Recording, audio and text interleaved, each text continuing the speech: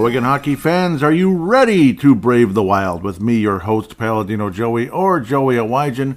Brave the Wild is available on all of your favorite podcasting apps and is also proudly a part of the Hockey Podcast Network, THPN. I thank Dylan and Kyle for having me on board there. Greatly appreciate it for sure. And I also thank all of you for downloading and listening to the show. It is a great pleasure to be back on board with you once again today.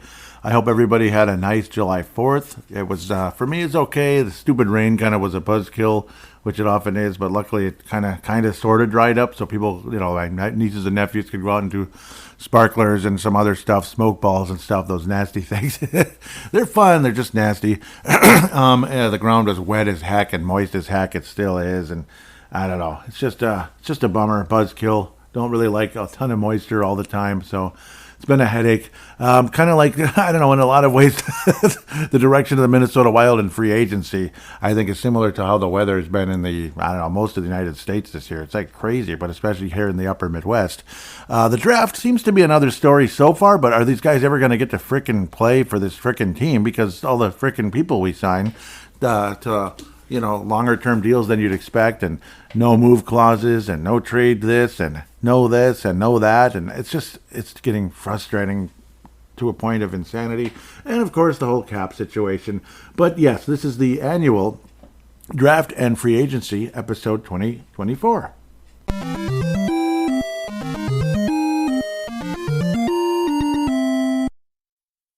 Always a fan of this episode. It's fun. I like that it's summer and everything, even though it's not been a very pleasant summer because it's too wet. It's just too wet. Again, like I already talked about the Wild free agency and all that, mucking things up for prospects trying to come up to the bleeping team because we have the greatest prospect pool in the history of the NHL. But the lineup is full right now. Sorry. It's like, really, man? So that type of thing. Oh, but they have to beat the other guy out. Well, then give him a chance to, if you could. Anyhow, I'll get off of that rant. Yes, obviously the draft conversation, free agency. Always look forward to talking about both. Again, I am not a draft expert, disclaimer. And it's hard to even be a draft expert because, you got to go all over the place, really, to be a draft expert. Some people are with some of the top players and such, but I don't know. Occasionally you'll get someone like in the fifth round, like, oh, wow, that guy was somebody they really kept up with, and they're going to be something, and then they end up being correct. So hopefully that ends up being the case. The interesting pick in the fourth round, obviously a fascinating conversation with him, of course. Seems like an amazing guy, Finnish person, but born and raised, not born in Denmark, but born, I guess, in Finland, but grew up in Denmark basically like months after he was born. That would be Aaron Kiviharu. So I'm actually talking about him first before the fascinating first round pick, which I think a lot of us are extremely happy about. Obviously, you thought basically the Wild are going to go in with the defenseman mind. Yeah, you do want to take the best player available, yet at the same time, again, defenseman is probably where we're heading, because a lot of the defenseman prospects that we've built up the last few years, and there are quite a few of them, aren't really taking that next step. So it's like, okay, when's something going to happen? Of course, signing Zach Bogosian, which is okay, not the worst thing ever, at least it's short term. Signing the John Merrills and such. And, I think this could make things interesting with Declan Christum as well. You might want to keep that fairly short because, a certain defenseman, there's a pretty good chance he might be wearing a green sweater for Minnesota as soon as April this year. So depending on how far they go in the tournament, you can possibly guess who that defenseman might be, because he might be like another Faber here or even beyond, which is insane considering how talented Faber truly is. To say the least. You can already guess where I'm going. I'm just kind of going on and on. We're going to look at the NHL free agency in general because it's fascinating stuff to see where players go. Key players mostly, but obviously I'm going to kind of go over some. I'll skip over some or talk quickly about ones that aren't as important. Former Wild players, certain players that have departed, that it was kind of time, that type of thing. You can guess at least one player right there who I'm talking about. So let's just kind of jump into the chase. Again, apologize to Derek. I didn't see your message until I was basically already recording and all of that. And, I was kind of in the mindset of being solo for this one anyway. I'm just kind of feeling that vibe. So, again, apologize. Yep, he offered to come on the show, which would have been, I'm not going to deny it would be great because he's really knows his he knows his draft prospects better than I do. It's just I'm I'm acknowledging a fact there. So, but I mean, solo. There's obviously a nice freedom to being solo. I kind of like that as well. So I kind of like both. If you get it, there's a reason why I've been solo for forever on all of my podcasts. Because years ago, with years ago on Timberwolves Explosion and Purple Mafia, I got so frustrated. Though I would say the hockey community has been a lot kinder to me than the other two shows. Purple Mafia, that's the Vikings, and Timberwolves Explosion. It's just, I don't know. You're ready to do a show and the person doesn't answer. 3 hours later, you're just, beside yourself. That's what happened a lot with Timberwolves Explosion. All right, I've aired out that dirty laundry, and that was definitely not to Derek. He was, he has been, every time he's been on, perfectly prompt, and you know what I mean. Yeah, he's there when he says he's there. And that's spectacular. So, okay, enough. I've kind of gone on enough now with my background here. You don't need to hear about all that. Let's get to the draft, I guess, right away. Draft, free agency, and such. Well, yeah, let's get to the draft first. Free agency is obviously second. This will be a 2-segment show. It's going to be me babbling on and on. Okay, not really. I hope not. About the draft and free agency in the first segment. Second segment, it'll be your guys' turn at Brave the Wild, hashtag BDWMN, to give your thoughts about the draft and all the other stuff going on with the, maybe the apathy going on with the Minnesota Wild. That's kind of a theme I've been going with. So the Minnesota Wild are the 13th pick in the National Hockey League, or NHL draft. That sounds cute. In the Spire in Las Vegas. Pretty cool. First round, we had the 13th pick. And then, this prospect that was supposed to go to the Utah, whatever they are, the Utah Hockey Club. It didn't happen. It didn't happen. And then all of a sudden, the Utah Hockey Club, and of course, possibly even as high as, the most recent mock draft from my NHL draft, the most updated one, had a certain guy going 3rd overall to the Anaheim Ducks, a certain defenseman out of Denver, to the Anaheim Ducks. Isn't that crazy? So, he wasn't taken. It's like, huh. I was a little bummed to see my guy taken, the big, the big giant defenseman, Yakimchuk. There was a pretty good chance that he was going to get taken before coming to Minnesota at 13, 6'3", Yakimchuk. There's another big, huge monster out there as well, 6'7". But I might be getting him mixed up with another player, and I deeply apologize. But when I saw Yakimchuk getting taken, I was like, doggone it. He went a lot higher than I even thought. I was pretty surprised, actually, how that all actually turned out. It was like, huh. And then it's like, okay, the Wild have traded up to 12 with Philadelphia. And it's like, okay. And then, oh, my God, I almost kind of blanked, like Zeev Buium was still available. And the Minnesota Wild take Zeev Buium out of Denver, which, again, had us all like, wow, that's pretty amazing. 50-point defenseman as a freshman. 50-point defenseman as a freshman coming in out of San Diego, California. Again, 50 points as a freshman. 42 games for the national champion. I can't stand the Denver Pioneers, but I guess I like him a little more than I thought, because you got Zeev Buium and you got Ryger Lorenz as well, who took a huge step forward last year with the national champions. Yeah, their 19th national championship, basically. I'm not that far off when I say that. Plus 33 was Zeev Buium, again, coming out of San Diego, California. Yes, sir. I wonder if San Diego's the next city to have a NHL. No, they're not. They never talk about it. It'd be interesting. But interesting what he had to say, because Zeev Buium also came from Shattuck St. Mary's, so he spent some time here in Minnesota already. Shattuck St. Mary's, one of the most famous junior hockey organizations, basically, in NHL history, basically. One of the most established under 18 places in history for young hockey stars to develop before either going to college or just straight up to pro or other juniors and such. But Shattuck St. Mary's, of course. So this is what Zeev Buium had to say about that and about one of the local lakes here. I spent 2 years at Shattuck St. Mary's in Faribault, Minnesota, so I spent a whole summer at Lake Minnetonka as well, so I love Lake Minnetonka. I'd rather spend the time there than on the beach in California, so. Lake Minnetonka, how cool is that? He talked about Lake Minnetonka and he likes it more than the oceans in California? Wow.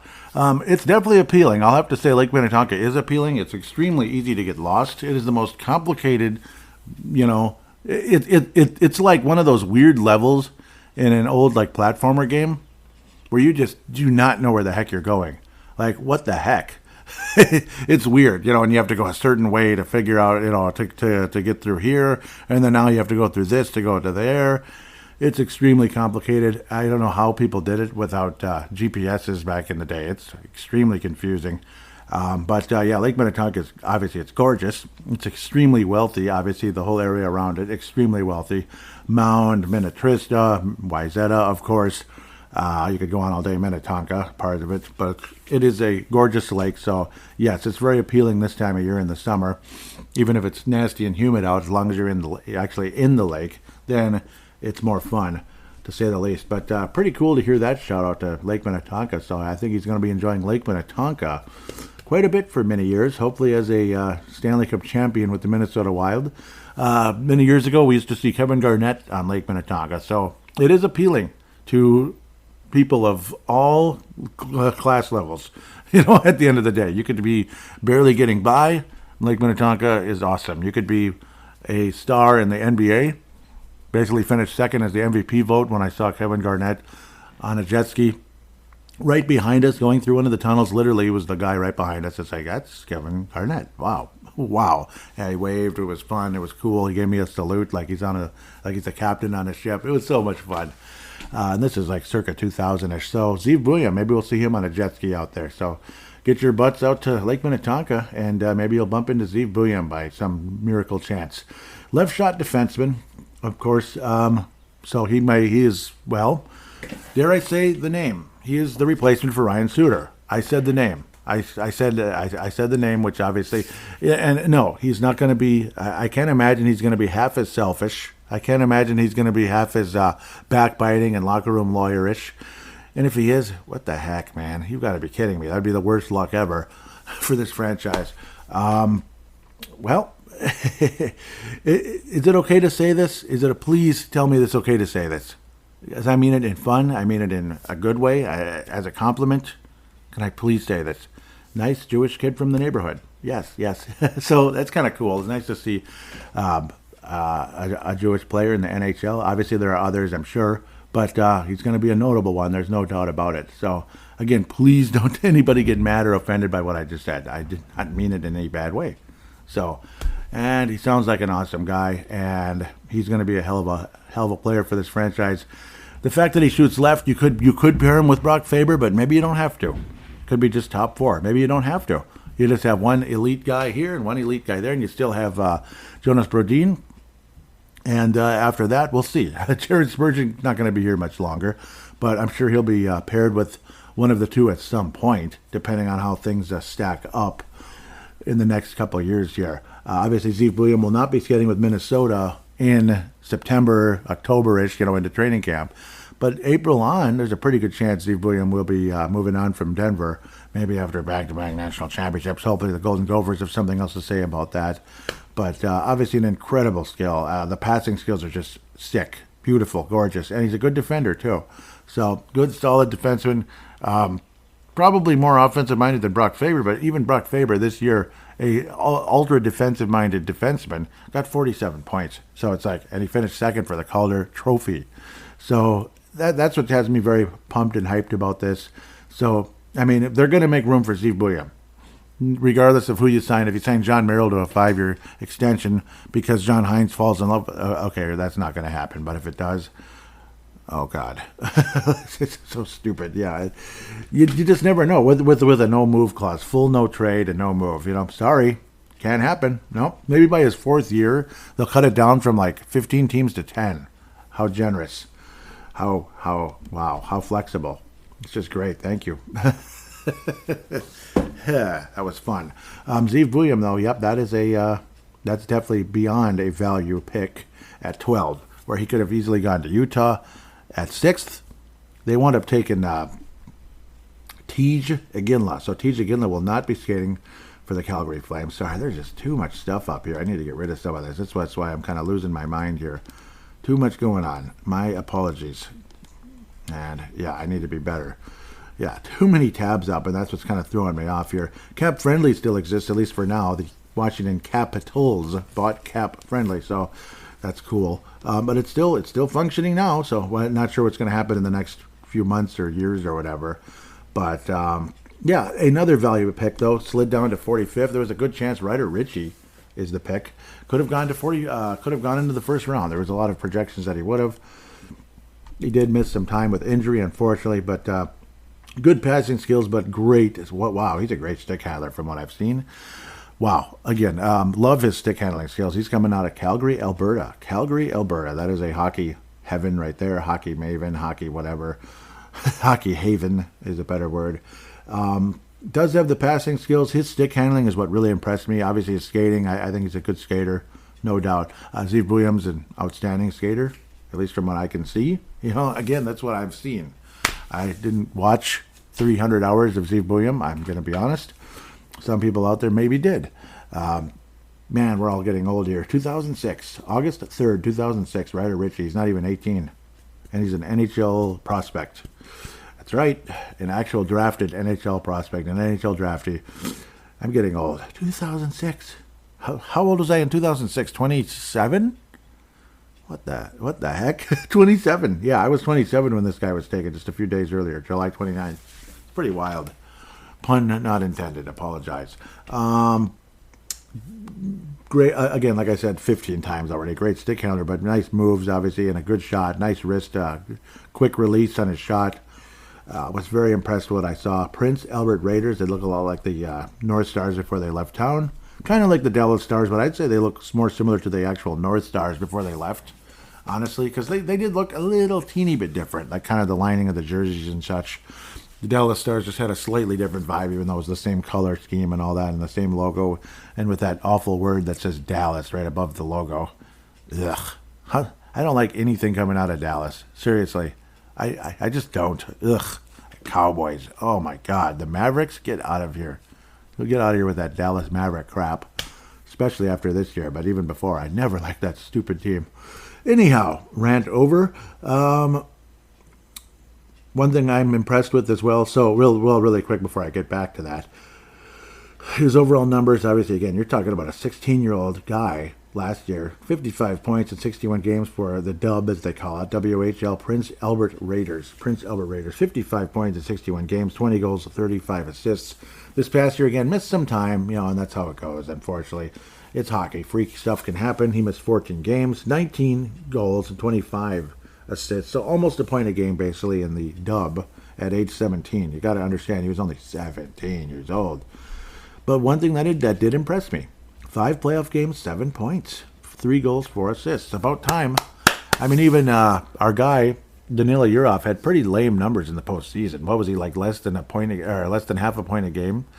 It is the KHL, which is the number 2 professional level in hockey, in the hockey world. Whoa, sorry, I saw something crazy. But so you can't expect spectacular numbers, but again, he had better numbers before. Yeah, he had better numbers. Yurov before. Obviously the postseason. So obviously he had such a strong performance all year, and then here come the playoffs and he's about a half a point. So that was a little bit disappointing, but he did win the championship. Did Danila Yurov. Ryder Ritchie again stepping up in the postseason, so that's got me pretty happy. He is a right shot right wing. There you go. So a natural right shot right winger. I could definitely see him as a top 6 type of player. He's got the stick handling skills to be a pretty good player. Another guy, again, this is a defenseman, left shot, so we're getting a lot of lefties here, which is okay. And sometimes it's more common, pardon me. Esbjerg, Denmark, but he is Finnish, and you can definitely see the Finnish look in Mr. Aaron. And Minnesota obviously has had a Finnish population for many years. There is a landmark in Theodore Wirth Park, close to right next to Golden Valley, Minnesota, and Minneapolis, that talks about the Finnish people way back into like the late 30s. The landmark was erected, I think, at the beginning of the 1950s, talking about the Finnish people of Minnesota. It's pretty cool to think that it's there in Theodore Wirth Park. You wouldn't expect to see it there, and there it is. And again, it was erected about 70 years ago, and it's still standing there and looking beautiful, kind of on the top of a fancy hill, kind of covered up among some very large pine trees. So interesting. That's why there's kind of been a Finnish vibe in Minnesota for a long time. And again, Theodore Wirth Park. Yeah, it's kind of interesting. Aaron Kiviharu, I think I'm saying it correctly, but probably not. I'd like to believe so. The stats do not jump out at you. There is a skill level. There's a confidence. Everything about this guy screams confidence, but not arrogance. See, there's a difference between confidence and arrogance. It's more of a confidence combined with desire and competitiveness, which you don't like, you love. He told, again, missed a ton of time, only played 7 games this past year, 1 goal, 1 assist, 2 points. Year before in Turku, Finland, SM Liga, only 3 assists in 21 games. So very limited, of course. The scoring is insanely low there. I remember looking at Koivu's numbers way back in the day, and I was like, what the hell is that? You know, I mean, it's, really low. So it's just how it is. Again, he's a left shot defenseman, only 5'9", 170. Maybe he'll grow. Who knows? January 25th, 2006. Maybe I'll backtrack really quick for Zeev Williams' birthday just for fun. July 7th, 2005. He's old. What an old guy. Just kidding. Not really. Not at all. 2005. Oh, what an oldie. Oh, get his cane. Yeah, right. Kiviharu, though, yeah, I mean, oozed confidence, told Bill Guerin, you just got the steal of the draft. Obviously missed a bunch of time with a strange injury, so that's just kind of how things go. I mean, I remember even Damon Hunt had missed a bunch of time with a strange injury the year he was drafted, so could be a special player falling to Minnesota. The Wild did trade a third-round pick. That's why Aaron here is a fourth-rounder, 122nd overall. Third-round pick doesn't exist because it was traded to the Philadelphia Flyers, who announced their first-round pick with Michael Buffer, of all people, announcing the pick. Let's get ready to rumble. I don't know, he gets paid like $1 million every time he even says that phrase. So it's like, no, you don't have to say it, okay, Michael? No, that's okay. You're too expensive. The guy's worth $400 million for saying, let's get ready to rumble. Yeah. No, he does more than that, but still, just that's the reason he's worth that much, because of that simple phrase. Ridiculous. Anyhow, Kiviharu, yes, the confidence, and obviously, English is exquisite. His English is exquisite, just the way he talks. Very intelligent, high IQ. You can see a skill there. Again, it's very limited, tiny sample size so far. What has he played? 28 games. And, there's not a whole lot out there necessarily to dig around. But, again, because it's such a small sample size. And what did he get? 5 points total.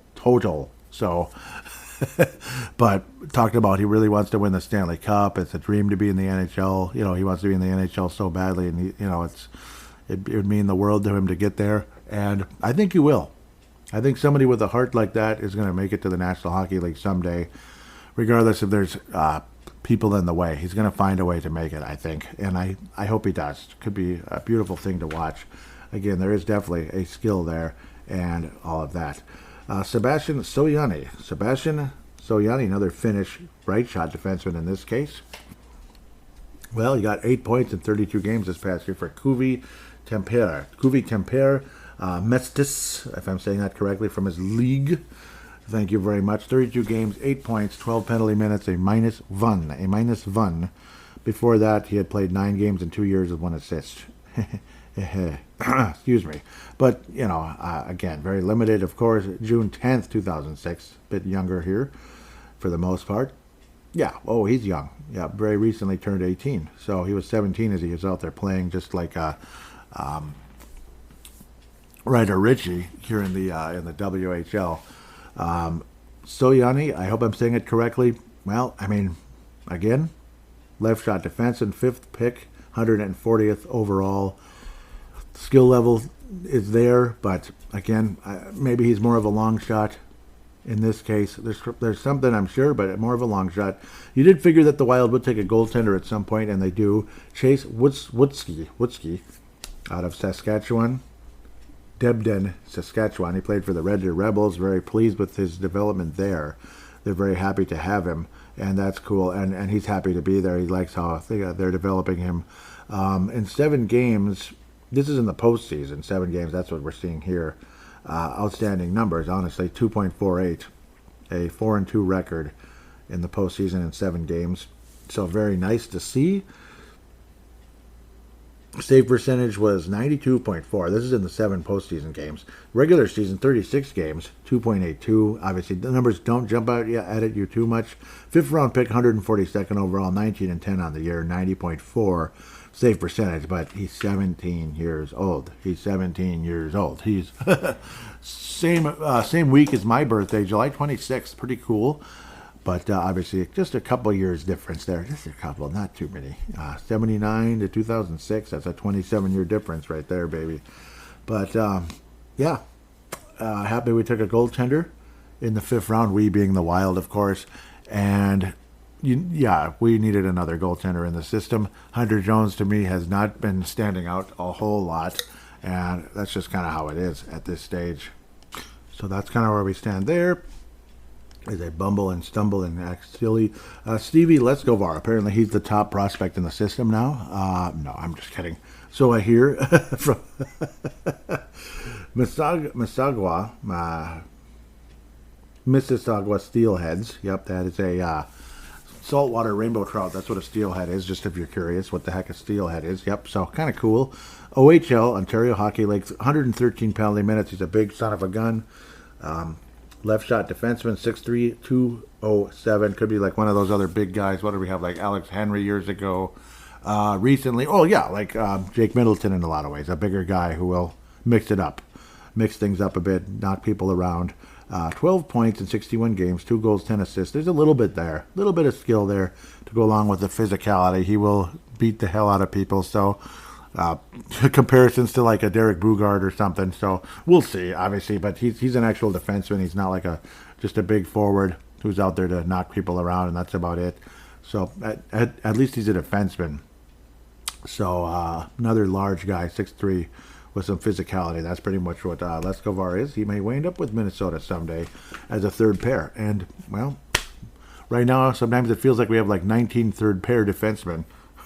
Going from like Zach Bogosian to John Merrill to this guy to that guy, and it's like, okay, we get the point. It's tiring. We're tired of it. Go away. No, but that one might be something to be interested in going forward. So yeah, the Minnesota Wild draft. Do I give it a grade?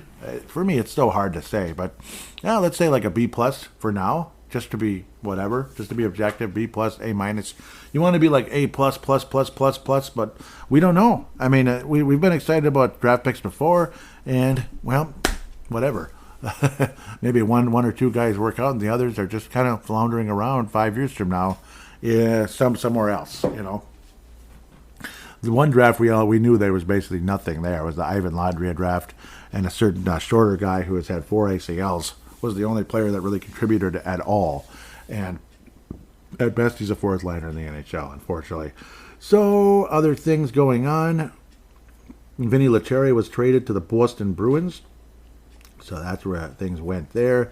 We acquired Jacob Lauko, how exciting, from the Boston Bruins in that trade. I don't know. Well, at least he's young. He's very young. Coming out of the Czech Republic. So from Prague, the actual real Prague, I guess. Pretty young guy. That's the good part. Again, only 24. Recently turned 24. 10 points, 2 goals, 8 assists. Yeah, I mean, I don't know. I guess 13th forward, 12th forward, that kind of thing. Coming out of Boston, Vinny Lettieri will provide that role back in Boston. Even Lou Nanne encouraged that Vinny Lettieri move on from Minnesota because of because he's as the years go by, he's not going to get much action here in Minnesota, but he sure played a heck of a lot this year with injuries and such, and other players like Adam Beckman not pushing Vinny Lettieri out of the way, and that's just the fact. Mason Shaw became an unrestricted free agent. We'll get back to where he wound up in a moment because he's not here anymore. Zane McIntyre, Alex Goligoski have become unrestricted free agents. I don't think either one of them are returning, I'm guessing. I mean, McIntyre maybe, but he had a very, very, very, very down year. Extremely down year. Yeah, whatever. Graham Clark was acquired. Yeah, I already talked about him in the last episode, though, because that was June 21st. Heck, the last episode is only a week ago. That's weird. Graham Clark traded to Minnesota for Adam Beckman. So there's that. Exciting stuff. Kyra has become a free agent. Yep, I don't know. Maybe he'll be back, maybe not. I don't see any information with that one. Steve Fogarty, free agent. These are all, these are Jacob Lucchini, fourth line / AHL player there. And Jacob Lucchini, very unlikely he returns, and that's okay. Dakota Mermis, same thing. Turner Elston, Will Butcher, all became unrestricted free agents. So we'll see how that goes. The Minnesota Wild also waived Vladislav Firstov. I think I talked about that already. So, yeah, I don't know. It's another guy who's just not going to take a step forward. You just don't feel it at all. Minor league deals coming up here are Ben Jones, center. Travis Boyd, center. Devon Shore, center. This guy, center. Okay, you get the idea. Cameron Crowdy, defenseman. I'm going to look at the guys just for like a split second. It's probably nothing too much. 2 regular season games for Ben Jones. I probably could have gone to the hockey database instead. But, yeah, Waterloo, Canada. Okay, there's like 15 Waterloos, I guess. One in Wisconsin, I believe, too, and one in Texas. Yeah, it was more than that. 7th round pick in 2017 by the Vegas Golden Knights. Looked like he suited up looked like he must have been in Calgary recently with the look of the photo. Ben Jones. So, he's still fairly young, born in 99. 2 games for Vegas and no points so far. Again, 7th round pick of the Golden Knights. Where'd all the players? Where did it go? Travis Boyd. Yep, that's a former Gopher. Pretty cool. Travis Boyd. Pectoral injury. Interesting. Most recently, of course, 8 points in the NHL. Boyd may have a shot to make the National Hockey League. He played for Arizona recently. The year before last, 34 points, but it is Arizona. 35 points the year before that in 21-22. So pretty cool. Again, played for the Gophers. Was undrafted. Hopkins, Minnesota. He's 30-something already. So unfortunately, he kind of turned 31 on September 14th. He's another one of those guys, a 13th, 14th, 15th, 16th forward, whatever he's going to be, or a nice, solid AHL player. Devon Shore. Devon Shore is coming to Minnesota. Ajax, Canada. That is a suburb of Toronto, of course. He's been all over the league. Yep, he's been with Dallas, Anaheim, Columbus, Edmonton. He's played 443 games in the NHL with 139 points. Very early in his career with the Dallas Stars, 33 points and 32 respectively in 16-17 and 17-18. So, again, undrafted player of suburban Toronto, basically is what that is. Ajax is like maybe it's the Golden Valley of Toronto. I don't know. It's something like that. Cameron Crotty. Again, these are minor league signings, of course. 1 game for Arizona in the National Hockey League, and that's about it. 3rd round pick, 82nd overall by Arizona out of Ottawa. That is obviously major capital of Canada there. Cameron Crowdy. So unfortunately, a 3rd round pick that has not panned out. Similar here, a 5th round pick. Joseph Sassoni out of Youngstown, New York. Cool. Born in 97. So getting closer to 30 there. Sassoni is a D defenseman. Troy Grosek. Maybe he's the replacement for Mr. He's pretty old. 1989. Wow. Played in 4 NHL games with not bad numbers, honestly. 2.27 goals against average. Whoa, look at that save percentage. 948 and 922. Hey, well, one of them was in 14-15, 2 years of the 2 games of the Sharks, pardon me, and in 2021 with the Los Angeles Kings. In those 2 years, I gotta look this one up. I should be looking up all these guys because of the AHL thing, but it's like quicker to just click, I guess.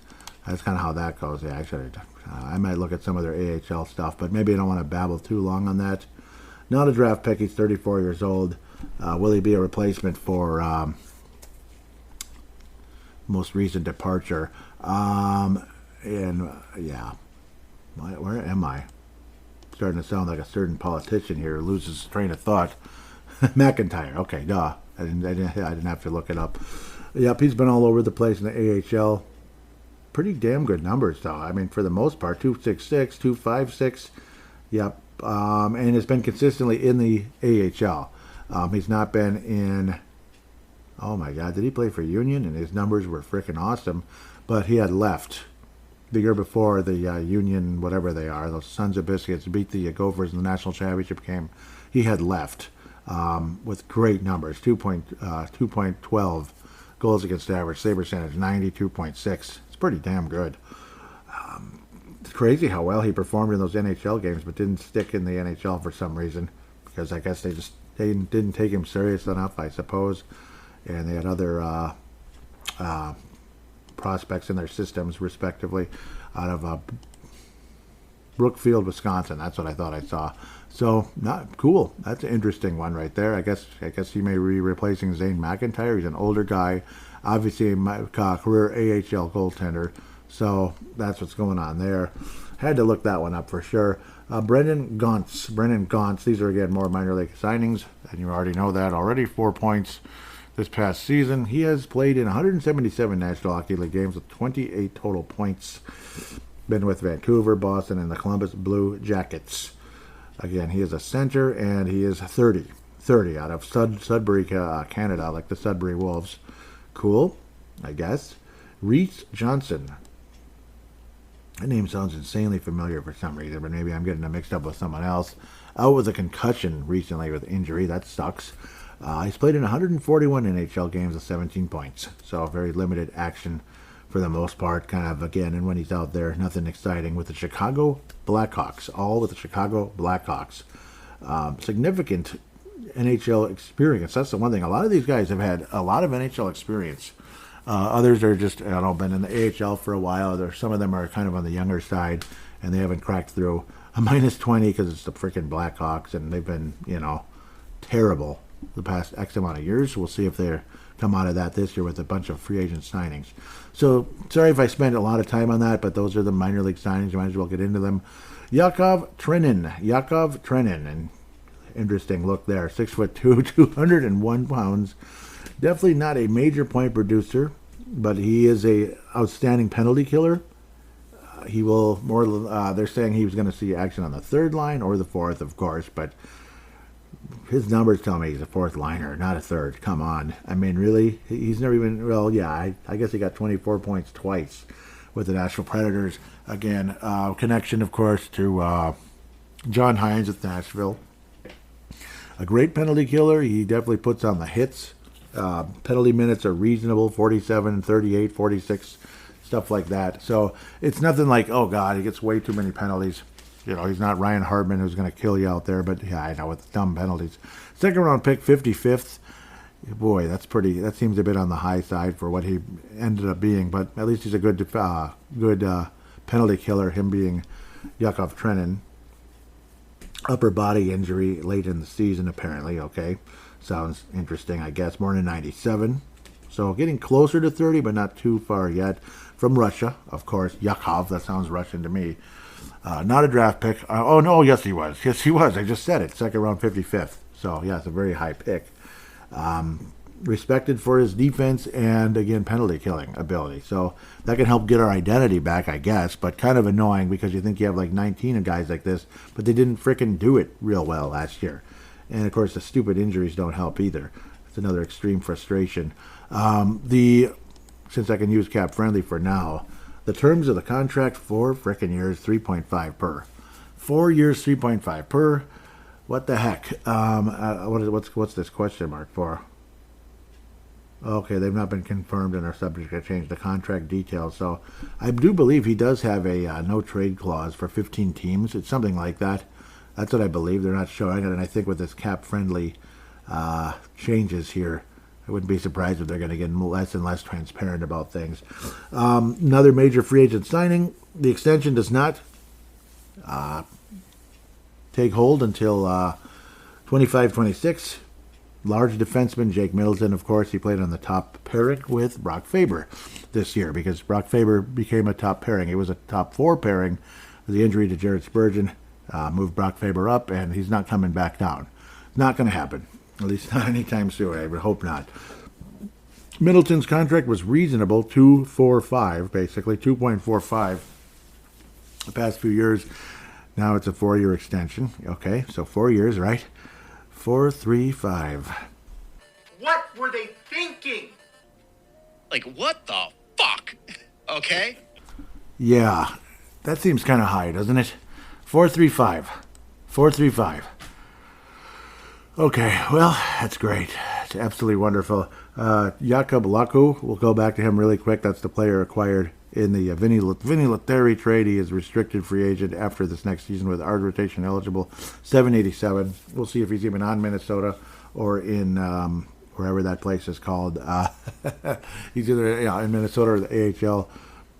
Reese Johnson, 775, restricted with art rotation eligible. Travis Boyd, the former Gopher, unrestricted free agent, 775. 1 year Diddy. These are all 1 year Diddies. And of course, Marco Rossi is eligible for an extension right now. Restricted free agent after the season at 863. Liam Ogren, 3 years to go. Huznadinov, it's like right away. We just got the son of a gun. 925. And he's restricted free agent after the end of the season. Jeez, we just got him. Isn't that annoying? Gosh. Stupid. Declan Christom right now. Restricted free agent with arbitration eligible. So we'll see what happens with Mr. Declan Christom. Guys under contract right now, there are 5 defensemen officially under contract. So at least there's a spot. Obviously, and if Christom gets signed, there's a 6th guy. John Merrill should be a 7th defenseman, and that can open the door for a Damon Hunt, and maybe later in the year, Zeev Buyam, I think, will be there. Philip Gustafson at this moment is still with Minnesota. 2 years remaining, 3.75. Marc-Andre Fleury, the last hurrah, 2.5, the last dance. Oh, and Jared Spurgeon, of course, he's going to be healthy. That's the other guy. So whatever. Never mind about them being open spots. They're going to have to figure out something. I feel bad for Damon Hunt. He needs to be in the NHL because Jared Spurgeon's just Mr. Well, he's the captain. Come on, Joey. You're a jackass. He's the captain. Get out of here, Joey. Well, the stupid cap crap, we can call it, ends for the most part. At least gets reduced to 1.666 after this season. So it'll be a $13 million reduction, $13.1 million approximately reduction in the salary in the whole dead cap situation. So we'll see how that goes. Might as well buy out the other guy too. Buy out John Merrill. No, I'm just kidding. They're probably. I think you could even put him in the minors if you have to. It's not going to kill you. It's making the Zach Bogosian signing looking a little more frustrating, even though he was a guy who was out there who wasn't hurting you. But at the same time, I don't know.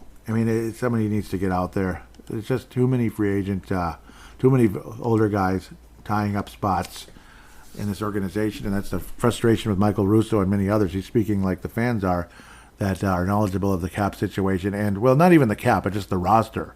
It's not just the cap that's clogged up; it's the roster, and also the fact that, there's not going to be a whole lot of flexibility after this year because of signings like this most recent one, Yakov Trenin. Really, 4 years at 3.5, and even Middleton, 4.35, 4 more years too. He's good, but is he that earth-shattering that we got to make that kind of move? I think that's kind of weird.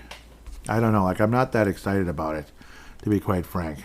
I know a lot of people love Jake Middleton. He's good, yes, but he's not elite. He's not that great. He's, would it really kill us? I don't know. But we love everything about Minnesota, says Jake Middleton. I'm sure you do. I'm sure you do, especially after that contract extension. I'm sure you absolutely love everything about Minnesota. Well, it's a lot. Okay, let's look at other NHL free agents. Pardon me, at the risk of sounding like a moron. Max Domi, 4-year, $15 million with Toronto Maple Leafs again. I'm not going to talk about every single player. Major notable here, Patrick Kane is back with the Detroit Red Wings for 1 year, $4 million. Okay. Jake Gensel, huge one here. After trading a 2025 third-round draft pick for Jake Gensel's negotiating rights, the Lightning sealed the deal with the forward 7 years, $63 million. So Jake Gensel's on the Tampa Bay Lightning now, no longer with the Carolina Hurricanes. They were able to acquire his negotiating rights, I guess, giving up a third-round pick to go that direction, but we'll see. Tampa could be very stacked again. Sam Reinhart 8 years, 69, staying with Florida after winning the Stanley Cup. Congratulations to Sam Reinhart. The thing's looking a lot up and up there. That's a huge commitment by the Panthers, and we'll see how that turns out in the next few years. Chris Tanev is, pardon me. They traded for an exclusive negotiating right with Chris Tanev. That's Toronto again. 6 years, $27 million. We're happy for him there. Joseph Woll, 3 years, $11 million basically. Veteran Eric Johnson, 67 games with the Flyers, 1 year, $1 million. Okay. Kasperi Kapanen is re-signing with the Blues, 1 year, $1 million. Cool, I guess. We're going to keep moving here. Don't want to talk too much. Yeah, here's a big notable. A guy who was hurt like 3/4 of the year last year and wasn't that great, but he got better as the postseasons came out. Obviously, very good year before. Blew up the year before. Brendan Montour is leaving the Florida Panthers, signing with the Kraken, 7 years, $50 million with the Seattle Kraken. Jacob Chychrun's on his 20th team now. Okay, in like 5 minutes. Yeah, basically, after he'd been with Arizona for a very extended period. Very coveted, and then he's like with Ottawa and others. The Capitals traded for Jacob Chychrun. Goody, the freaking Capitals, yuck. The Cap Friendlies, the Washington Cap Friendlies. Jacob Chychrun. No, they traded for him, pardon me. It wasn't a signing. They also signed Matt Roy, 7 years, $38.5. Chicago went kind of berserk a bit, just like Nashville. We'll talk about them in a second. Tyler Bertuzzi, 4 years, $22. Teuvo Teravainen, from Carolina, 3 years, $16.2. That's not that bad. I'd rather have him than Yakov Trenin for like $2 million more. Jeez, come on. Pat Maroon, 1 year, what a maroon, 1.3. Alec Martinez, the former Los Angeles King, didn't he score the game-winning goal in 2014? And of course, was also with the Vegas Golden Knights, 1 year, $4 million. And Craig Smith, not related to an NBA second rounder years ago with the Timberwolves, 1 year, $1 million. Oliver Ekman-Larsson leaving Florida, 4 years, $14 million, going to the Leafs. He's leafing Florida. Yeah, that was cute, wasn't it? Tyler Toffoli is going to the Sharks. Woohoo, 4 years, $24 million.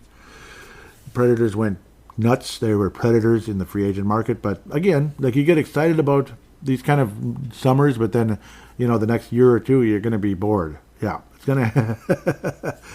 Brady Shea, the name I mispronounced 50,000 times probably on the show, and made an idiot of myself because he played for the Gophers, for Pete's sake. What's wrong with me? 7 years, $49 million.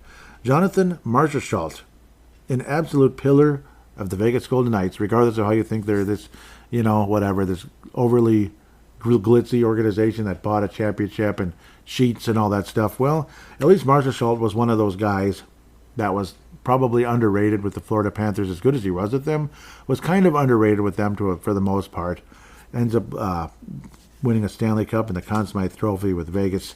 5 years, $25 million with the Nashville Predators. Andrew Brunette is the head coach, of course. Steven Stamkos, another Stanley Cup champion, leaving the Tampa Bay Lightning. Two-time Stanley Cup champion, leaving the Lightning. 4-time conference champion, by the way, because they won back in 15 and lost to the stupid Blackhawks. I just hated that. And then they also lost to the stupid Avalanche. I don't like either one of those teams. 4 years, $32 million for Steven Stamkos. Bruins, Elias Lindholm leaving Vancouver. 7 years, $54.25. Ian Cole signing with his 15th team. The Utah Hockey Club, I guess. The Sky Blues. The Utah Sky. 3.1. He makes a lot of money, doesn't he? Ian Cole, he'll always get these one-year deals like $3-4 million every year. It's not bad.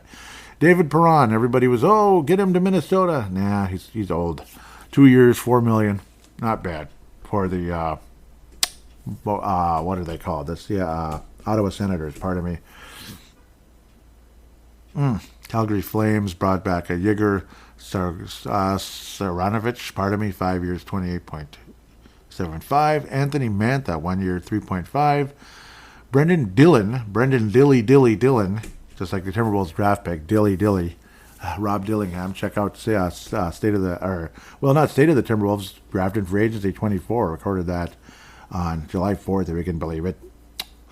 Dilly. Jason Zucker, 1 year, $5 million with the Sabres. $5 $5 million for Jason Zucker? Really? I mean, yeah, if he plays half of the year, $5 million for Jason Zucker. Okay, sure, Buffalo. All right. And he's like the 35th Minnesota Wild player to play for Buffalo the last 8 years or so. About 35 players with Minnesota ties at the very least. The Oilers, the Western Conference champion, lost by 1 goal in the Stanley Cup Finals. Edmonton Oilers. Victor Arvidsson, the former Nashville Predator, 2 years, $8 million. So we'll see how that works out. Minnesota Wild, Jakub Trenin. Yeah, I know. I'm excited. Maple Leafs also added Anthony Stolarz, who's been a bit with Calgary, Anaheim, and other teams. So good for him. 2 years, $5 million. Good backup goalie, I would have to say. William Carrier, no relation to the air conditioners guy way back in the day. At least I don't think so. 6 years, $12 million. That's a lot of term for $12 million. Wow. It's like a Freddie Gaudreau kind of contract. Yeah, well, anyhow. Kevin Stenlund, but another Florida Panther leaving. 2 years, $4 million going to Utah. The Utah Venom. There we go. The Capitals sign Brandon Duhaime. 2 years, $3.7. Brandon Duhaime. Not staying with Colorado, going to Washington. Well, go Brandon Duhaime, I guess. Interesting there. Sean Monahan is on his 9th team. Okay, I know. Since leaving Calgary a few years ago. I know I exaggerate a little bit, but it's like weird. Like some of these guys, it's like, okay, now he's here. He's trying to be one of those immaculate grid guys. Like, oh, he was on. Okay, whatever. 5 years, $27.5 to the Columbus Blue Jackets. How exciting. It's sad. Like, you know how frustrated we are in Minnesota with the Wild, like, woohoo, we exist. Imagine being a Columbus Blue Jackets fan. Woohoo, do we exist? Jake Brusque going to Vancouver, 7 years, $38.5. Okay. Cam Talbot also been moving around a bit.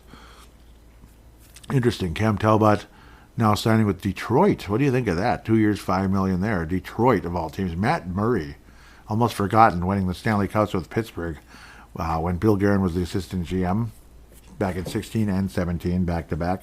Matt Murray, 1 year, $8.75 with the Toronto Maple Leafs. I believe he was already there, wasn't he? Yeah. Yep. Yes, he was. Jonathan Drouin, he's also been all over the place. Up and down. 1 year, $2.5 with the Lanch. That's nice. Matt Duchene staying with the Stars, 1 year, $3 million. Wow. But yeah, I suppose that's interesting. Another Edmonton player, Warren Fogle, going to LA, 3 years, $10.5. Sorry if this is dragging, but I mean, it's notable players and it's kind of fun to talk about. Casey DeSmith is now going to Dallas to back up Jake Ottinger. Jake Ottinger, of course, out of Minnesota. Yes, we know. 1 year, $3 million. Good for him. Scott Wedgwood is also heading to Nashville with 19 other players. 2 years, $3 million.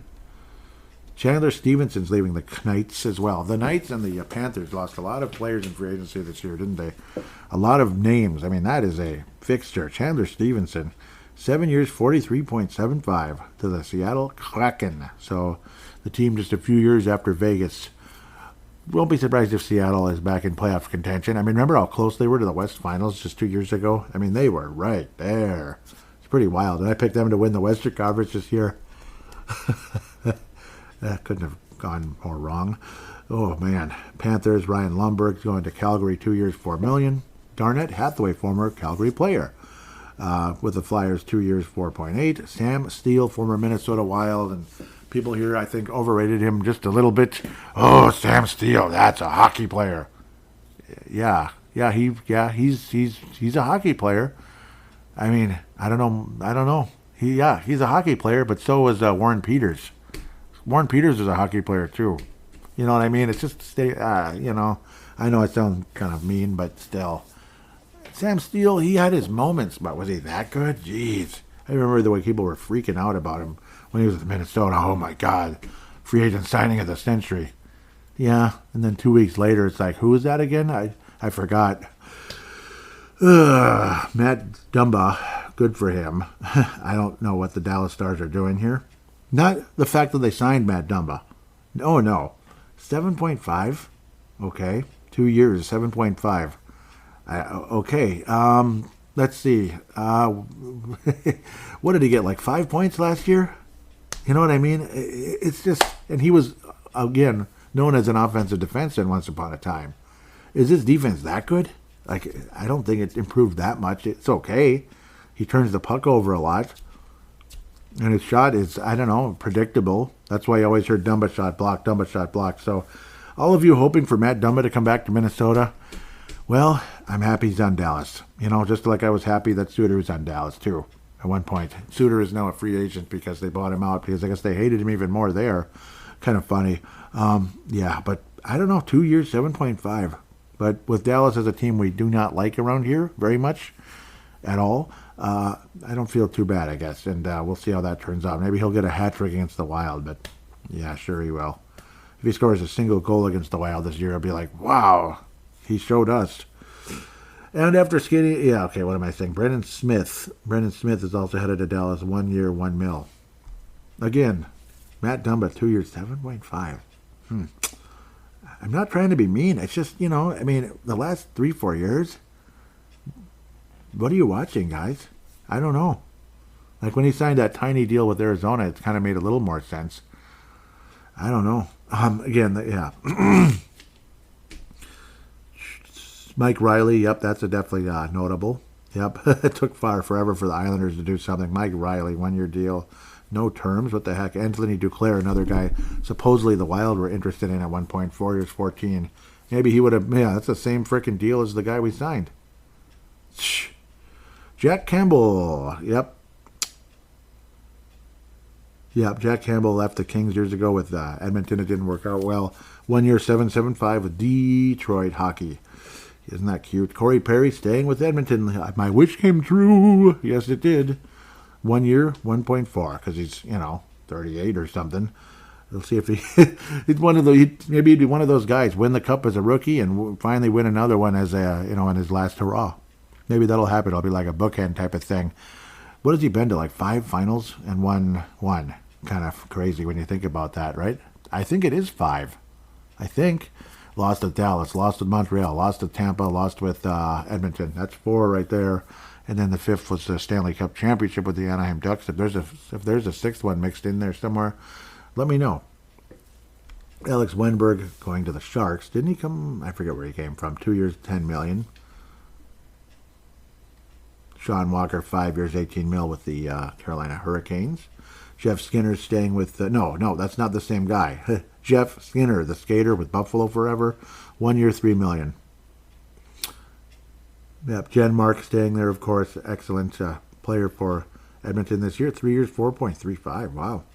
Adam Henrique. Yep, Adam Henrique, 2 years, $6 million. TJ Brody's going with the Blackhawks. Crazy. 2 years, 7.5. So on and so forth. Yeah, I don't want to drag this out much longer. I know it's kind of long. I apologize. It's just kind of cool to look at. Victor Olofsson with the Knights. Some of these are kind of... Thomas Tatar, New Jersey, 1 year, 1.8. Wow. Yep. Jack Johnson, he was with the Kings like 10 years ago. 1 year, 7.75 with the Columbus Blue Jackets. Exciting. Nate Schmidt, former Vegas Golden Knight, right? Bought out by the Jets, 1 year, 800, going to the Panthers. Vladimir Tarasenko, that's a significant one, leaving the Panthers. 2 years, 9.5 with Detroit. Again, finally catching up to where I wanted to be. It took me about 20 minutes or so. Mason Shaw with Hayden Fleury making the same amount. No relation to our guy, at least I don't think so. 1 year, 7.75. That doesn't mean he's going to play on the Winnipeg Jets, but Mason Shaw, if he's on Winnipeg, 7.75, 1 year. Mason Shaw is officially gone for Minnesota, but he'll be on the, I believe, geographically the closest team, other than maybe the Blackhawks. So, obviously, again, their major rival.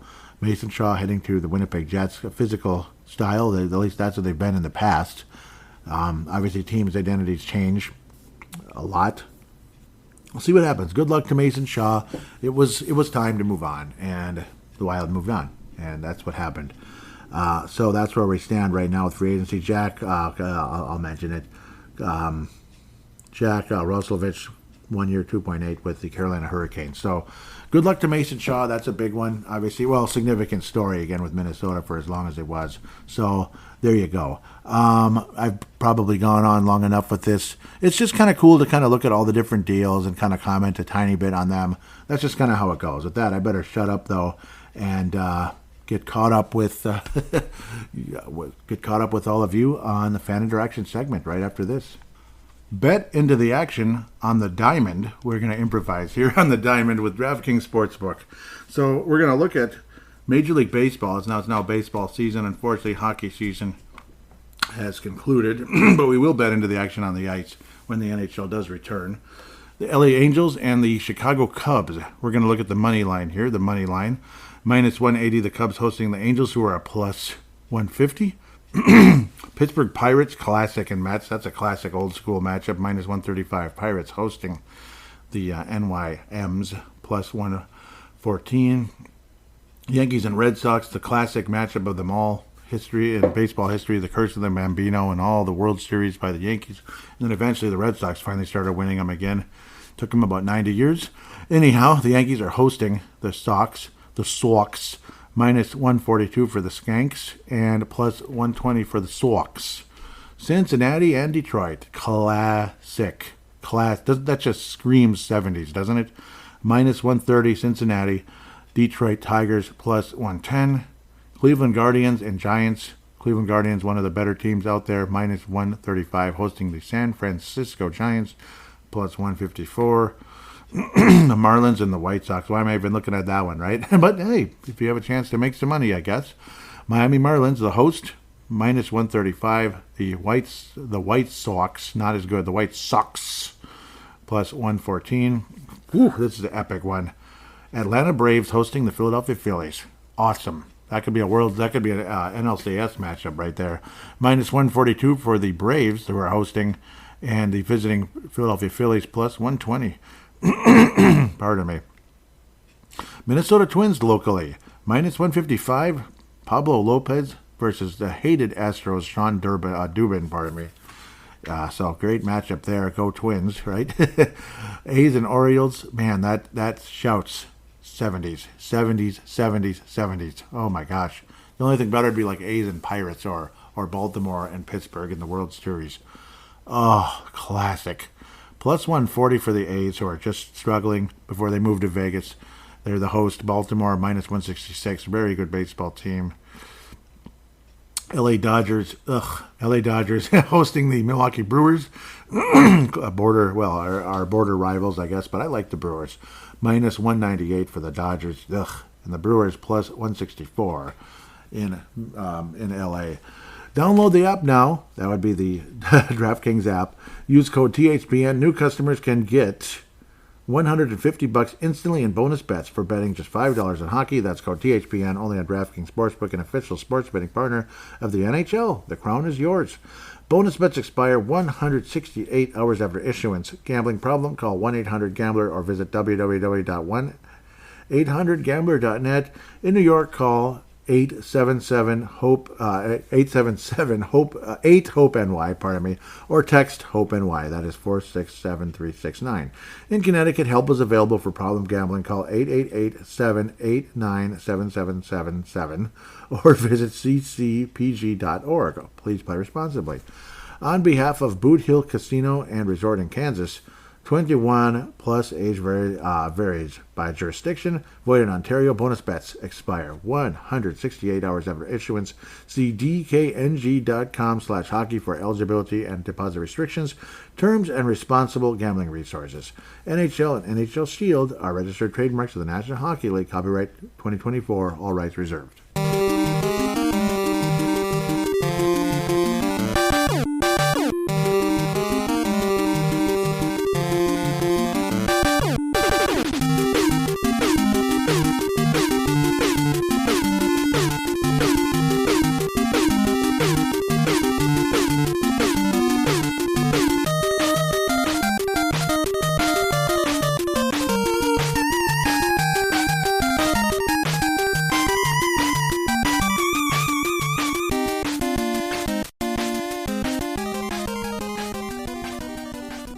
Ladies and gentlemen, it's my pleasure to announce that smooth sack summer is officially upon us. When you're playing in the summer sun, make sure you're groomed for poobs to bum. Thanks to our friends at Manscaped, you can make this season your smoothest yet. The Performance Package 5.0 Ultra is the ultimate bundle to keep your boys downstairs cool while looking hot. Join the 10 million men worldwide who trust Manscaped with our exclusive offer. Get 20% off plus free shipping when you go to manscaped.com, then use code THPN. Summertime and trimming is easy. Manscaped Performance 5.0 Ultra has everything you need to prepare that summer bod. Every man knows how scary it can get when going for a close shave below the belt. That's why I trust Manscaped for all my sensitive areas. Inside this package, you'll find the star of the show, Lawnmower 5.0 Ultra. Their 5th generation trimmer features 2 interchangeable next-gen skin-safe blade heads, a standard one for taking a little off the top, and a new foil blade to go smooth wherever your heart desires. We also have dual LED spotlights to help provide contrast on multiple skin tones, 3-length setting combs, and did I mention this trimmer is waterproof too? Yes, it is. Beach, lake, or shower, this razor will devour even the strongest poobs. Now that you have the perfect haircut, use Manscaped liquid formations to keep that freshness even at the hottest summer barbecues. The Crop Smoother trademark, aftershave lotion, and Crop Preserver, anti-chafe, ball deodorant. Once they touch your sack, you'll never go back. Manscaped even threw in 2 free gifts to their Performance Package 5.0, the Manscaped Boxers and the Shed Travel Bag. More wet products? Say no more. Manscaped's new Buff Bundle is all you need to keep the summer heat a breeze. And boy, do we need that when it's raining too much, don't we? And humid, yeah. This bundle includes their signature silicone scrubber and body wash. Dish your nasty loofah and grab a taste of freshness. Get 20% off plus free shipping with code THPN at manscaped.com. That's 20% off plus free shipping with the code THPN at manscaped.com. It's smooth sack summer, boys. Get on board or get left behind. Definitely worth it in every way, especially being a lawn service person. There's no doubt about it. As you get kind of hot down there as you're moving around all the time. Lawn service is, of course, second job. And this year, the humidity is making it even more difficult. So, yes, definitely the way to go.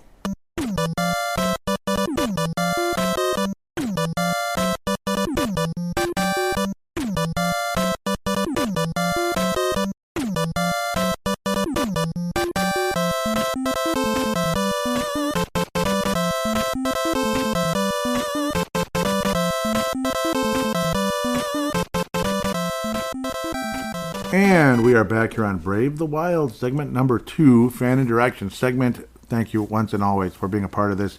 At Brave the Wild is the Twitter account, hashtag BWMN. Put that in your tweets, your posts, your tweets, so we can keep things organized in chronological order and all that cute stuff. Want to thank those of you that were kind enough to retweet the most recent episode only a week ago. Vinrock, Vince Germano out of Australia. Derek Felska at Crease and Assist out of Wisconsin. Really appreciate you. And Vaughn Lonster, really appreciate you. Nice to be in touch with you here and get some interaction on the show. Really appreciate you. So thank you very much for that. We're going to jump into things, at least I thought. Come on. You think you have it ready and then you're stuck. Don't you just love that? University of Denver coach David Charlie on the Minnesota Wild taking Steve Bulliam. I think the Wild got an absolute steal at 12. I think 5 years from now you'll see that proves out even more in all 3 redrafts, or in all the redrafts that everybody likes to do. Yeah, maybe Bulliam should have went 1 or 2, huh? We'll see. Minnesota Wild PR, yep. I'm talking about Steve Bulliam. Derek Pelska, again, at Crease and Assist. That is also a podcast, the Crease Assist podcast, Minnesota Wild. Obviously, great job, Derek, Teresa, and Kalisha all together. Sometimes it's 2 of them. Yeah, I don't think they ever do it solo. I'm like the only guy who likes solo, aren't I? I'm one of the only one. Everybody else either has like a guest here, a guest there, or they have permanent co-hosts. I don't know. I'm kind of stuck in the solo world, which I don't know. You get used to it. You're comfortable with it at times. But no, I mean, guests are great, though. Don't get me wrong. Like when Derek's on, the knowledge is just awesome. So, yeah, I mean, I absolutely love when Derek's on. So definitely not saying, oh, just solo, No. But the freedom of solo is nice, especially when you're in the grind of the regular season. Because there's no way I could keep up with a co-host when I got to hurry and go to work and such. And then this weekend, it is what it is. It's July 4th. There's weekend. There's things going on. So it is what it is. Anyhow, a post. Yep, Derek often puts up polls. I like to do the same thing, and then I just don't sometimes, which is dumb of me and a bummer. He says, besides first-round pick Steve William, which Minnesota Wild draft selection intrigues you the most? Of course, he puts the other guys. Aaron Kiviharo ended up being number one. I picked Ryder Ritchie because there's definitely a talent there. Aaron, I think the sample size is too small, but apparently that's got the number one, he didn't win in a landslide. Ryder Ritchie was right there. Sebastian Soyoni came in dead last, and then because there was a tie between the goaltender, Witzke, and Leskavars, the big, tough, defenseman like Alex Henry or Jake Middleton, who could beat the crap out of you, that kind of guy. Sebastian Soyoni, I don't know. I don't know. But Aaron Kiviharo, 52.8. Ryder Ritchie, my pick, 46.3. I mean, there's more of a sample size as Ryder Ritchie, and you can see it. So that's why I picked him. Next. Oh, yeah, the Jordan Greenway trade was officially completed. Who was the player we got for it? That's what I'm blanking now. I had it in front of me. Okay, I have it up. That was the 2024 fifth round pick. Man, crazy. Yeah, see, Riley Height. See, this is a cool article, the Hockey News. So big shout out to you in the Hockey News here. That would be Dylan Lux. So, yes, Dylan Lux, if I'm saying your name correctly, I hope. Okay, so Riley Height and Sebastian Soyani. That's who it was. Yep, 140. So those are the players acquired in the Jordan Greenway trade with the Buffalo Sabres in the 2023 NHL trade deadline. Riley Height may, as good as he is, may absolutely make that a landslide of a deal in favor of Minnesota. We'll have to wait and see. Prince George Cougars, of course, absolutely great. There's a pretty good chance Riley Height could make the team, but then again, with all these stupid veteran contracts in the way, I don't know. I mean, we could have. Well, sorry, Wayne Gretzky, you can't make it because rookie 19-year-old Wayne Gretzky can't make it because we got that Marcus Johansson. We got Marcus Johansson and Ryan Hartman. So sorry, Wayne, you got to wait. Oh, but now we signed this other guy. Oh, sorry, Wayne. No, I'm just kidding. I don't think Riley Height's Wayne Gretzky or anything, but he might end up being one heck of a player. I hope he does because we'll see. Unfortunately, I had him back when we were all excited about it. And now it's like, we traded him away for another minor leaguer, basically, who was taken in the same draft within like a couple minutes of each other. In the third round. So there's your trade. Riley Height hopefully wins that trade for us because Jordan Greenway, I don't know. Jordan Greenway sucks. There, I said it. Sorry, I said it. Yeah. Anyhow, Derek Felska says, okay, I was talking about Yakov Trenin, blah, blah, blah. I wasn't talking about him. I was sharing the news. I wasn't like, yay, we got him. No, I wasn't. Derek says, honestly, your prospect pool has failed you if you can't get a serviceable fourth liner. Yeah. Yep, out of it. And then having to overspend in free agency, which is exactly what this is, year after year. But, oh, wait, we had a few, but we had to trade them because of other impulse deals. I wonder which ones. Exactly, and Mason Shaw is definitely not one of them. Yes, it so sucks, doesn't it? I was saying, especially when you consider all their signings always end up being bottom six. It's just befuddling. It feels like Dumpster Doug is back. Derek was like, no, not quite, Joey. Dumpster Doug was mostly picking up players off yeah, that's true, off waivers, hoping they could find their game, especially former first-round picks like Jason Weimer, Eric Strenard. Oof, remember that one? Come to mind. GM Bill Guerin is spending more and giving them money protection with, he's giving them protection. Steve Miller jumps in, says, Hines and Silly Billy will need to explain how this is a wise investment. Who will get the scoop first? I like that one. I like that one. Michael Russo, dang it. No, I'm just kidding. What the heck are you guys doing? Okay, sorry. And then I found, or I guess my wife found, an old bent piece of paper that was buried under a pile of other stuff, a pile of papers. I must have printed this when I was I was still living in Brooklyn Park. We're talking 5, 6, 7 years ago. You saw the picture there. I probably shouldn't read it all out, but you like the names just kind of make you go, ugh, some of them, ugh. Some of these guys I wouldn't touch with a 39.5-foot pole. I was saying, found this paper hidden a bunch of other stuff. Dang, this must be really old. Half the guys here I wouldn't even touch as a part of the Minnesota Wild all-time team. No, I wouldn't. In fact, a bunch of these guys, like freaking Schultz. Really? Schultz? What am I doing? I don't even know why I put him there. That was really dumb. But I don't know. Our history wasn't that rich. There is a response. It finally came. I didn't think it looked like nobody was going to respond. But thank you, Tater Tot Hawkdish. Derek must have looked at it and threw up because he saw who the number one center was. I don't blame you. I must have been on. I don't know. I didn't know Derek at the time. This is like way back. He said it's better. I hope this is way back, considering like Koivu. But then again, our center history was crap at the time, and it still kind of is, actually. It still kind of is. Just putting Koivu there makes me mad. But I'd probably put Joel Eriksson Ek there, like right now. Okay, I've babbled too much. Must have been right after the amazing season with a 13-game win streak, or whatever it was. That could be around then. Maybe Boudreau was the coach. He changed the group, so left to right, left, center, right. Kaprizov, XXX for center, and Gaborik. Okay, second line. Dimitra is the center with Brunette on the left, Parisi on the right. Interesting. Third line, Stahl, Rolston, and Boldy. Okay. Fourth line, Ek, Pominville, and Granny. See, I can't believe I put Pominville on the second line, but then again, who else did we have after Gaborik? Nobody really. Granlund, I guess, and Bouchard. What the hell? Bouchard? Oof. And he has Walls as the 13th forward, basically. Number one, defense pairing, Spurge and Brodin. The name that I've forgotten, it's kicking me, that I would have knocked Schultz out in a heartbeat to do it. Willie bleeping Mitchell. Yes, Willie Mitchell.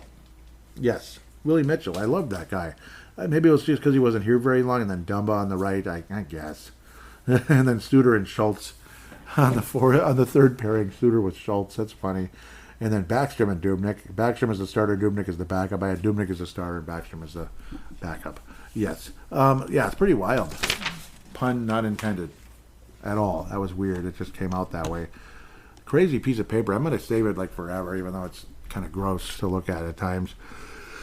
Okay, I already read the Dumpster Doug. Okay, Derek jumps on, saying up lightning round. Derek Felska lightning round. Hath returned dada. Yes, it hath. Sorry, I had to do my daffy there. It is the cementing of these unproven. Okay, I think he's responding to something I was saying. Okay, yep, it's continuing with that whole Dumpster Doug deal. I was saying, especially when you can see, Dumpster Doug.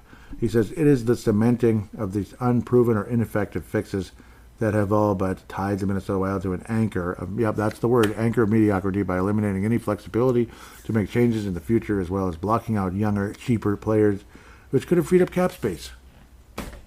You know? You know what? Like Bill Guerin would say, you know what?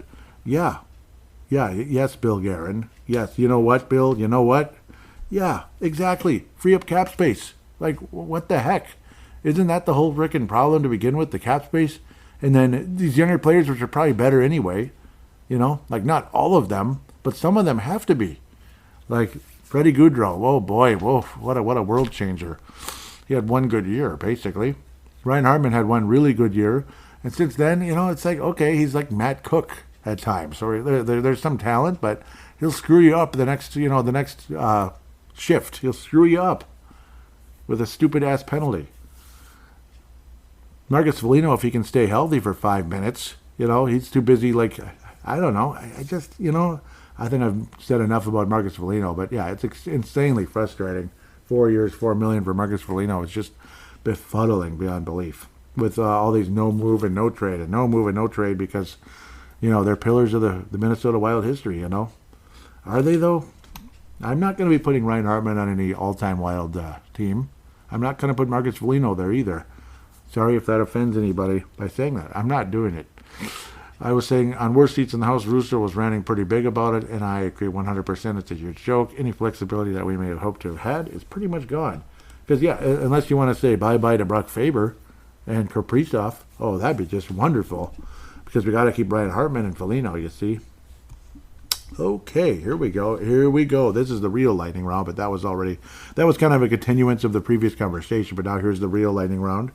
I won't, yeah, but we already did the strike of lightning.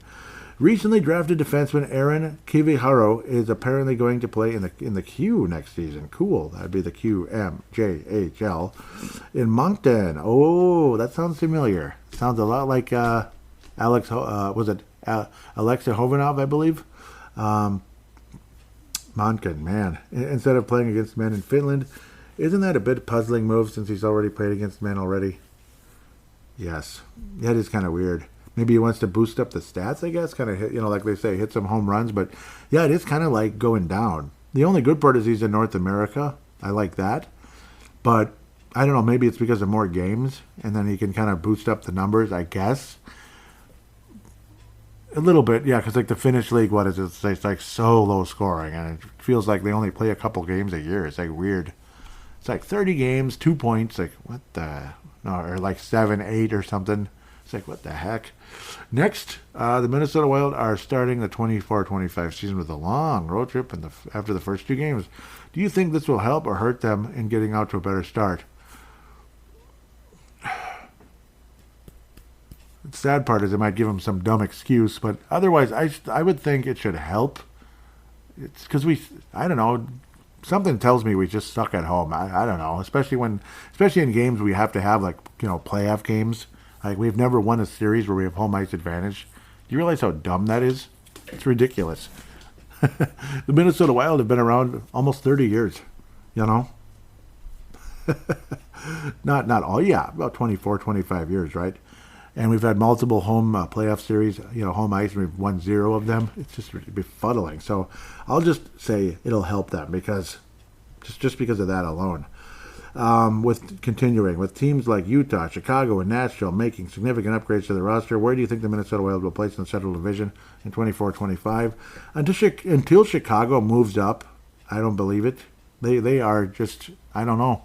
And look at me talking to a team that won 3 Stanley Cups after they sucked for a while. They just blew up. Eventually, they're probably going to take a huge step forward. I'll believe it when I see it with Chicago. Even Nashville, they've underachieved, but they'll probably be ahead of us. Utah used to be Phoenix, of course. We'll call them the Utah used to be Phoenix for now, because hockey club sucks. Unless you're just kind of saying, I don't know, just talking about them to be cute, I guess. I don't know. It could be last. No, not last. We might be hanging around Chicago, though. Maybe we'll be competing, I think, with Utah and Chicago in the bottom 3. That's my guess right now. Unless Nashville's just a huge, massive blow-up, and then Brunette gets fired, which would probably happen if they do. Well, the next thing here is going to require some interesting information, I suppose. Thoughts on the latest Hockey Hall of Fame class? Should Alexander McGinley have made it by now? So, for just for accuracy's sake, let's read out the players, the people that got in the Hockey Hall of Fame. Jeremy Roenick, former Blackhawk and Utah Coyote. I'm just kidding. Yeah, but Coyote and other teams. Pavel Datsyuk, the Detroit Red Wings. Yep, excellent player. Shea Weber, the pairing mate with Ryan Suter forever, but I think a better player. Natalie Darwitz, recently fired from the Minnesota Women's Hockey Club. Chrissy Wendell-Pohl. Interesting how both of those two got in at the same time. Interesting. Legendary Minnesota women hockey players. They all made the cut. David Poile. And Colin Campbell received the nod in the builder category. Roenick, who had been eligible for more than a decade, finally got the long Hall of Fame and waited call. As for, there were a couple of conversations here. What was I saying? Alexander McGinley had made it by now. I think so. Probably should have by now. I made it, obviously, a hell of a career. Roenick had to wait forever. I don't know. Roenick was kind of weird, too. That's probably partially why. McGinley had 1,032 points in 990 games. I mean, that's over a point a game over that long period of time. Impressive career, obviously. He goes all the way back to 89 to the Buffalo Sabres. Absolutely crazy. 127 points in 92-93. 107 points to the 96 Canucks. Won the Stanley Cup. Yeah, that's what I thought. I thought he did with the Devils. I thought he was with the New Jersey Devils. He actually finished his career there later after skating around with Toronto for 3 years. Won the Cup in 2000, beating the Dallas Stars, who I actually liked for back then because the Wild didn't exist yet. I actually they kicked the Stars' ass, though. Gosh, that was bad. He should probably be there, yes. He should probably be there. So that's kind of annoying, yeah. At the end of the day that he's not there. Kind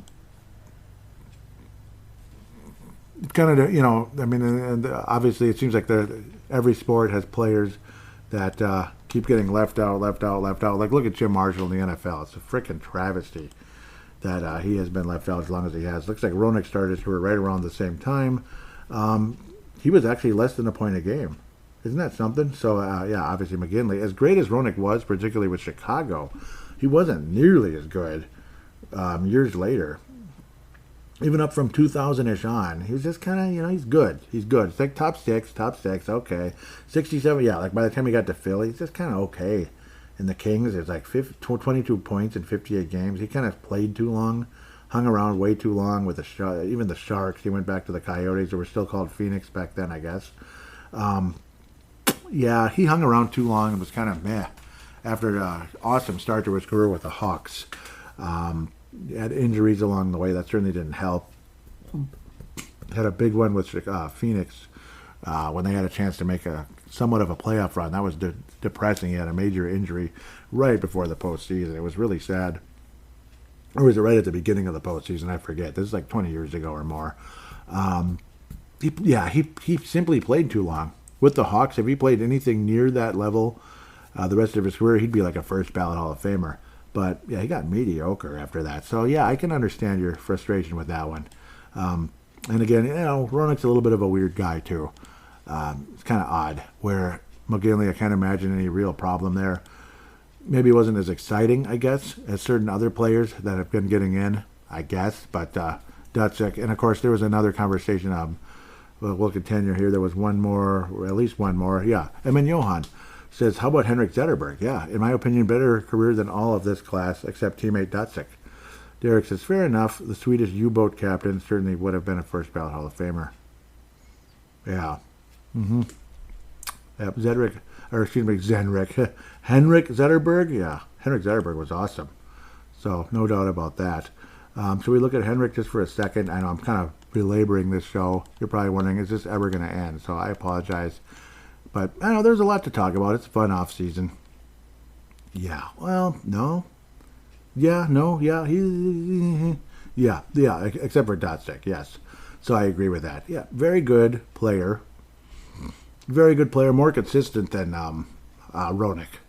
Definitely not as top heavy. Like his best years weren't as good as Roenick's best years. This being Zetterberg, of course. But but he stayed good. Where Roenick, like the last 5-6 years, like dude, just retire. You're not that good. Or whatever, kind of like that. Like this last couple of years of the Sharks is like, what was the point? Other than I guess he's still playing. Woohoo, good for him. And whatever. We'll keep going. Two more here. With the Minnesota Wild continuing to throw out too much money, term, and trade protection to players in their late 20s and early 30s, what past its prime video game series would you compare it to where it held on a little too long? Past its prime video game series, huh? Boy, I might annoy some people, but, well, I don't know. I mean, there's a lot of great RPG series that I think just aren't that haven't been good for a long time. Though half of you will be like, oh, come on, they're even better now than they were back in the day. Final Fantasy. I haven't been interested in a Final Fantasy game since, I don't know, like 2000-ish, even before that. You just look at them and it's like overrated. It's not that great. Final Fantasy was so good back in the day, and they turned it into like sci-fi fantasy. So I'm definitely going to lean to that one. There's so many though that you could go on forever. I mean, even Mario. Like Mario hasn't been good in forever. When's the last time there was a good Mario game? Honestly, like, oh, what are you talking about? It just came out. It did. Oh, anyhow, yeah. I'm going to say Final Fantasy for now, though. Yes. That's more controversial, and I guess I'm being controversial here on this show. Jay Butcher, your thoughts on the Bullion pick? Obviously, great opportunity for the Minnesota Wild to have two outstanding defensemen for many years. be it pairing them together or obviously. And the good part is now you have two options for the power play long term. William could be on the top power play. Faber could be on the number 2 power play. And you never have to see Spurgeon on the power play ever again. Unless you're just, I don't know, screwing around and you put him on the number 2 power play. Otherwise, Spurgeon is not a power play guy. He's not. He shouldn't have been there other than just the fact we didn't really have much else to put out there. Now you have Faber. You have William. Faber, like, seems like yesterday, Faber, a penalty kill. You know, he's the best. He's just a great defensive defenseman. You know, stay-at-home guy. And then he just takes off once he's finally given opportunities. And look at him. William, he's a top, what do they call it? Top power play guy. That's what I'm trying to say. First power play, top power play guy. You could even maybe pair him with Faber in that, but then again, maybe not. You can though, if you really wanted to. You could have him out there. Obviously, Faber's right shot, Williams' left shot, so you can do it. But maybe you don't have to. You can stay good on both pairings by having, one on the top, one on the second. On the number 1 power play and the number 2 power play. And man, we could have one hell of a power play. You might even have a phenomenal penalty kill as well.